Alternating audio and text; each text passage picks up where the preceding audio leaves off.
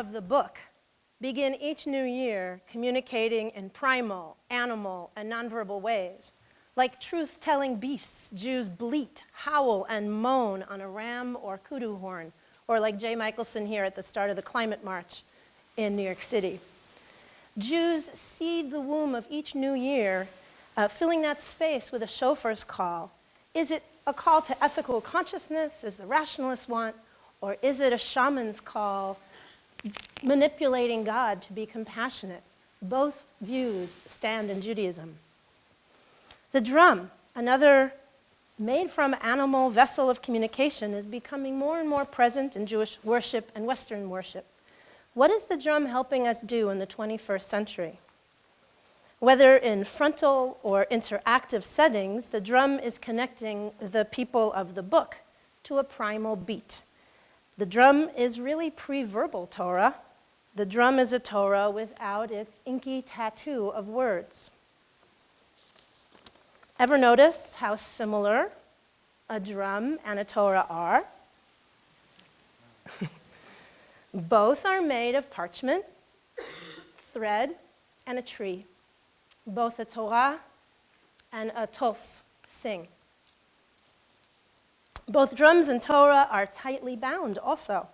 And on weekday mornings, sacred parchment casings made of animal skin are tightly bound to the body. And leather tefillin conduct vibratory wisdom and invite the name of God into the body. Our tefillin, another animal-based method of entrainment with the divine and the life force. Talk about animals and entrainment. This particular mama goat gave birth to these kids the moment I started drumming. She was very late. She was months later than the other goats in her herd. That's my child.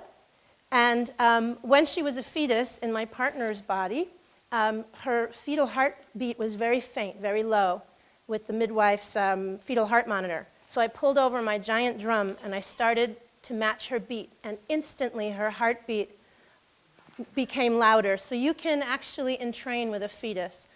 In the temple, the Talmud says there were 4 giant storage rooms just for instruments. And sadly, the Levites jumped to their deaths, says the Talmud, in 70 CE with their instruments. But how are we connecting to the drum in the 21st century? Are we just looking for fun? Or can we connect the way our ancestors did, who had drums in their backpacks at any moment, and entrain with the divine will, with the divine force? This is me at the center of a whirlwind on Shavuot, this past Shavuot at Isabella Friedman Retreat Center.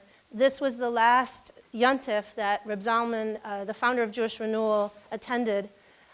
Notice a kind of return to the roots. There's Reb Zalman. Now, I actually have smicha through a student of his to be a sacred drummer in Israel. May he rest in peace.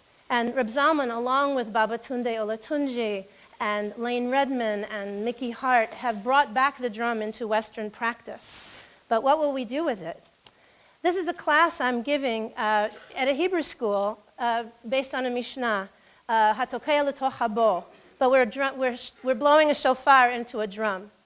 We're learning sonic Torah. We're trying to discover this mystery again. So why don't we just let the drum sing? I remember, I remember, I remember, I remember, I remember, I remember, I remember you. You can do that. I remember, I remember, I remember, I remember, I remember, I remember, I remember you. Lech tech acharai, acharai, bamidbar, lech tech acharai, be'eretz lo zruah. Lech tech acharai, acharai, bamidbar, lech tech acharai, be'eretz lo zruah. I remember, I remember, I remember, I